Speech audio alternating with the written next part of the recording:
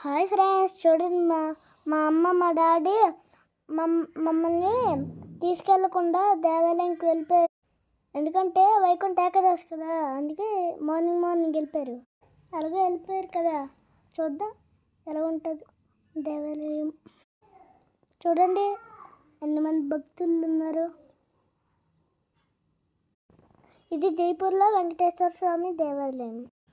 చూడండి దీపాలు వెలిగిస్తున్నారు.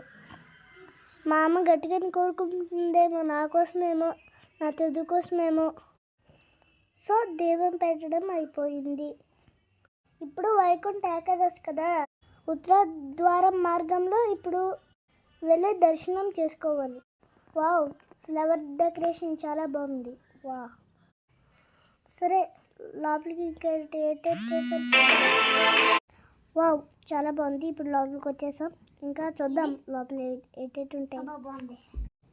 ఇక్కడ ఏదో చేస్తున్నారు, చూద్దాం ఏం చేస్తున్నారు. ఓహో, ఇక్కడ ఏం చేస్తున్నారంటే స్వామివారి పాదాలు ఇక్కడే ఉంటాయి కదా, కాబట్టి ఇక్కడే కొబ్బరికాయ కొట్టాలి. లోపలికి వెళ్ళలేదు. సరే కొబ్బరికాయ కొట్టినట్టు అయిపోయినట్టుంది. ఇంకా ముందుకు వెళ్దాం. చిన్న విగ్రహాలు చూడండి ఎంత బాగున్నాయో. వావ్, ఇక్కడ చూడండి విష్ణుమూర్తి ఇక్కడ పడుకున్నట్టు ఎంత బాగా ఉన్నదో. చిన్న విగ్రహాలు కనబడుతున్నాయి కదా, తెల్లవారు ఊరేగింపి ఇప్పుడే తెచ్చారు. సో ఇంకా లోపలికి వెళ్ళిపోదాం. చూద్దాం ఇంకా ఏటేట్ చేశారు.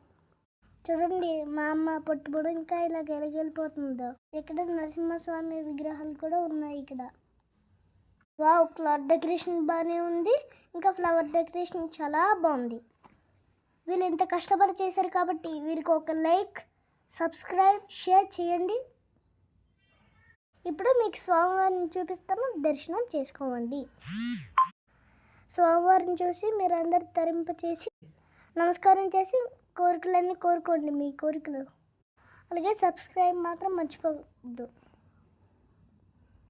సరే లాస్ట్ గారు స్వామిని దర్శించుకుందాం. శ్రీవారు చూడండి ఎంత అలంకారంగా ఎంత అందంగా ఉన్నారో. వావ్, చూస్తుంటే మనసు సంతృప్తిగా ఉంది.